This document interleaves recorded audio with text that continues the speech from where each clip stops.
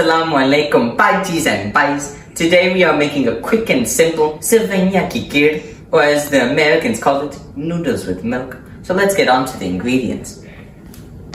Okay, for ingredients we need 1/3 cup of the butter, 2 to 4 green cardamoms, a cup of milk, about a half cup of half and half, a third cup of almond flour, quarter cup of almond flour, a third cup of roasted vermicelli, which we will crush up, and we will also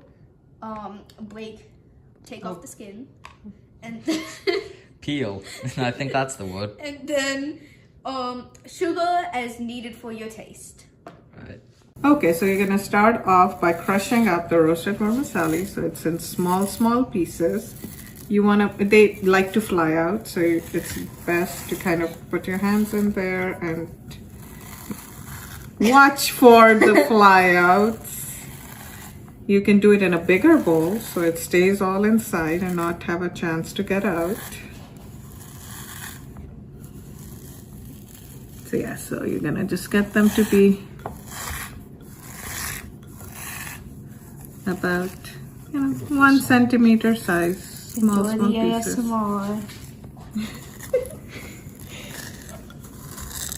While she's doing that, I'm going to take about half of this butter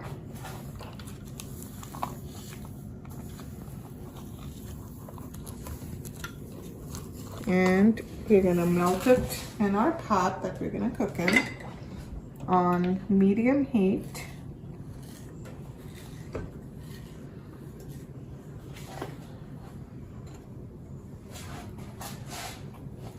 We're also going to go ahead and open up these pods and just put the seeds inside. You don't need all 4. I would start with probably 2, and then if you like that taste a lot, you can even use a 1/4 teaspoon of crushed up green cardamom powder, or you can use a couple more of these, but we'll start with 2 and then see if we want more. I'm not putting these in, the peels in, because obviously that may not feel so good on your tongue. Yes, so that's good. So here, we're just gonna... This is the kind of consistency you want them. Yeah. You want to make sure there are no big pieces in there, that they're all the same size. They don't have to be super crushed up. They could be they could be longer pieces if you like those. It's up to you what you like, but typically in a kheer, because you want them to be very well homogenized with the milk, you want them to be smaller, on the smaller side. Okay, so once you're happy with them, go ahead and put them, just pour it in and start stirring, but stir gently, not to get them all over the place. Use our butter. As you can see, does not want to spread around. Yeah. And I'm gonna make the heat a little bit higher, So we burn medium high. ourselves. So here, let me show you something. You don't want to have it along the top, because then you can have some that are getting too brown and other pieces that aren't. You want to keep them all in the central area. And then let them have some time. Don't don't keep turning them too fast. So just let it roast a little bit, then stir them, then let them roast a little bit, then stir it. And you should start to smell them a little bit, nice and roasted. And they're roasted part.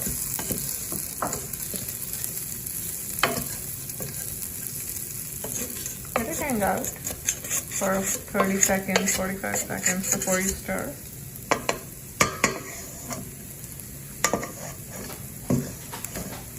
Halfway through our 15-minute on simmer, and you can see some of the cream coming to the sides. You see, when you stir, you'll see it sticking a little bit. And you can see some cream on the side of the bowls too. That's the sign that it is getting close to where we want it to be when we add our sugar. because we don't want to add too much sugar and get it too sweet, because as it cooks down, it's going to obviously become more intense. 1 second, Mima. So we're just gonna start off. We're probably gonna use all of it, but we're gonna start off by using 2 of the 4 tablespoons first. So 4 large tablespoons is a 1/4 cup. We're using a 1/8 of a cup right now. We're gonna stir it, and with that, we are also gonna use about half of the 1/4 cup for almond flour too. So keep stirring me while we do that, because otherwise you're gonna get lumps. So I added 2 of the 4 tablespoons of almond flour.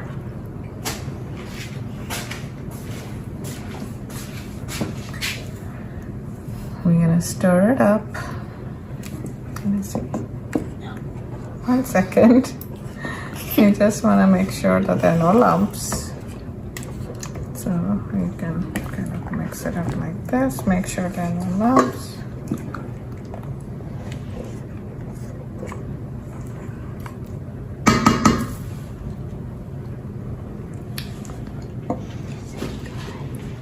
It's getting there.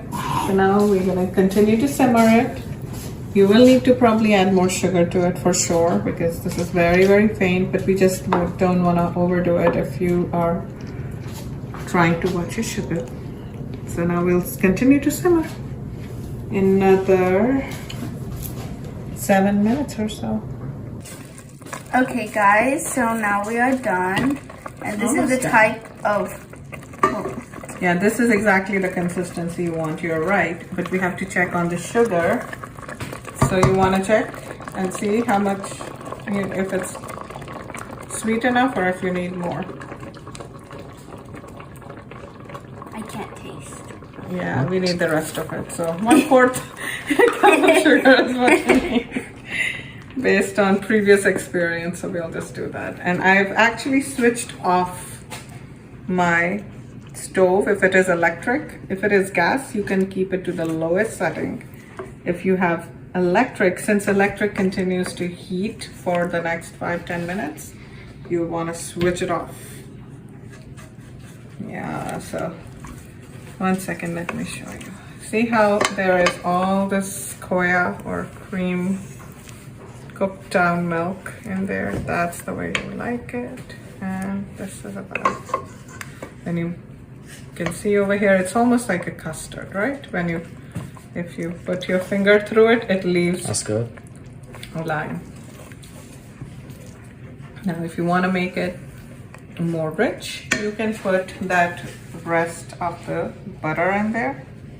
We may not put all of it. We are actually just gonna, it's up to you how much butter, how much you want, richness you want in there. I'm only gonna put about a small pat of butter at the end just to give it a shine. It gives a nice look. You can stir it, and that's it. We are done. If you're making it for guests, you can add, or if you like nuts, you can add some chopped almonds and slivers of almonds and some chopped pistachio to it. You can even add some raisins to it. It gives it a really nice taste. Or if you have picky kids and then, or you are picky, then you can just leave it the way it is. It tastes good just the way it is.